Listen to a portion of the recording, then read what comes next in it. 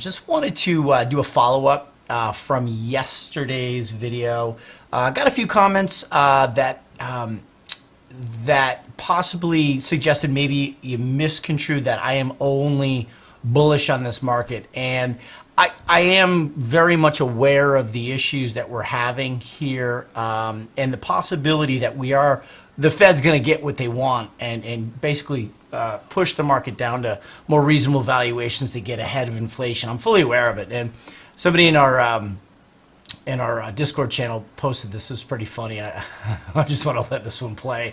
It kind of summarizes what may be happening with the Santa Claus rally, and I'll kind of talk about what's going on in the charts here in a second, but this was funny. I just let this one play. And you gotta watch to the end too.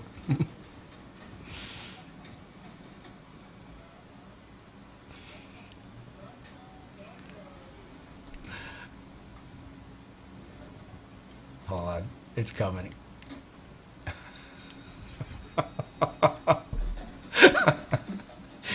I mean, it could be happening. So, all right, what's going on? So I am still tracking a bearish count. I am very much aware of the possibilities that from a fundamental point of view, from earnings revisions from 2023, where are we going to be for the year in terms of earnings? And is it 220? Is it 210, 200, 190? We have to get more clarity on that in terms of what's going to happen in 2023 and for Q4 earnings of 22. So I'm very aware the Fed is trying to tell us that it wants to push us down into further price levels. If you look at where we are with the Fed funds, and this is what's interesting to me. The internet's been weird, by the way. I hope we're having pretty good ice and windstorm here. But if you just look at where we are, Fed funds, going into the Feb 1 meeting, there's a lot of time until then. We've backed off 10 basis points of a 25 basis point increase in Feb. We're still at a 66% chance of 25 bips. And then I think the big story is, where's terminal Fed funds? Is it 5? What's the chance that we get a 5 handle? And right now the market is only putting a 23% chance at the next meeting that we get a 5 handle. And that's been pretty consistent here, 54, 55, 55 over the last week. And it's up from 40% a month ago, right? So if you go out even to May, again, we have 32 plus 6, call it 38% chance of getting a 5 handle. And that's much different than what the Fed is saying. And if you look at those long-term rates, again, 5+ years, something isn't matching up here. So we shall see. I am very aware of what's going on. So here is the way we're handling this scenario, and we have very clear cut with our members actionable game plan as to how to handle the bullish situation that I set forth yesterday and square up with the bearish situation that we have here on the S&P. Now, I did a video about this probably 2 weeks ago on YouTube and called it the triple Lindy, right? It's the Rodney Dangerfield of correction. Some people assumed it was the correction that gets no respect. No, it's the triple Lindy from the movie Back to School, the dive Rodney Dangerfield did. So this is very much in the running, which it's a triple correction. This is like PhD level Elliott wave analysis. It's 3 Elliott wave corrections connected via 2 X waves. X waves are connectors. So the first one is ABC. It's a zigzag connector X.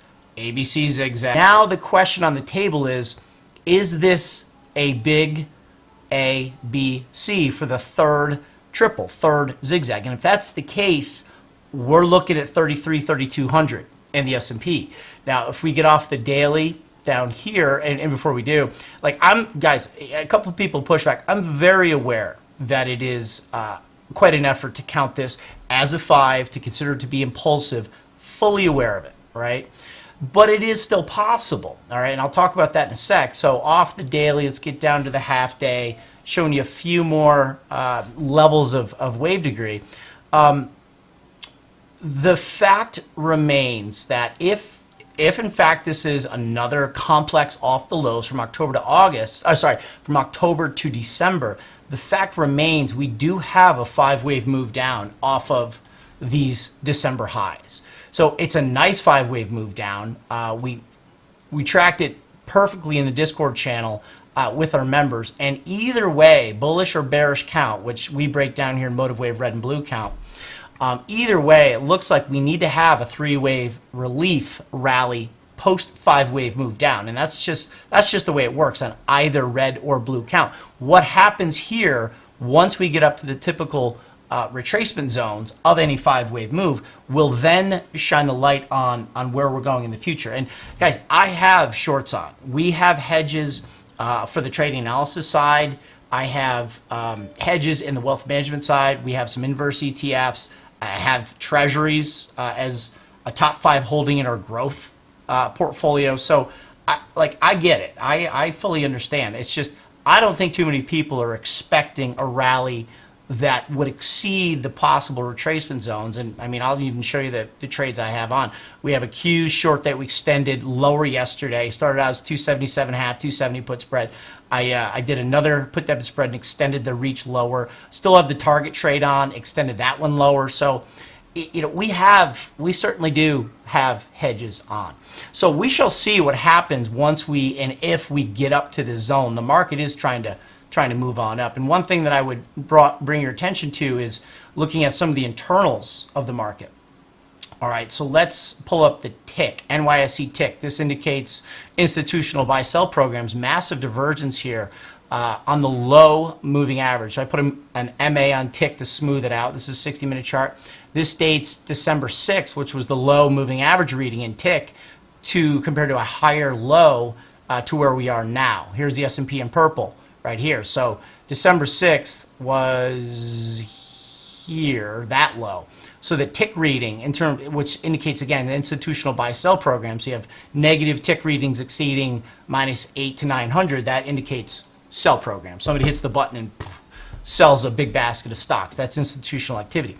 So we got more selling activity up here than we did down here, post 5-wave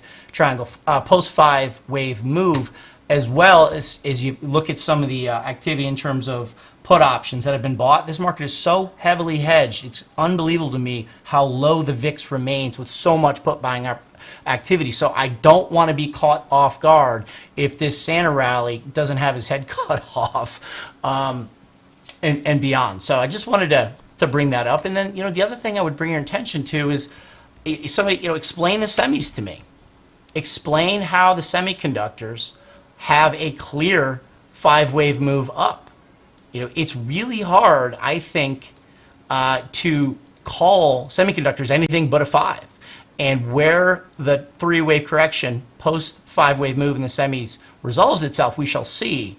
But that's constructive off the lows in semis, and that just ties itself back into the idea that I don't want to be caught off guard. I have cash in the sidelines. We do have short hedges on, and if that retracement zone that I just highlighted turns into something more, we're going to be quick to unwind those hedges in cash and put money to work. All right, just wanted to throw that out there. Hope you guys have a great Merry Christmas to those who celebrate. Happy Hanukkah, happy everything else. Hope you guys had a okay year. Hope everyone got through relatively unscathed. And here's to a great 2023. So thanks, and I will talk to you guys. I'll be back next week. So, all right, see ya.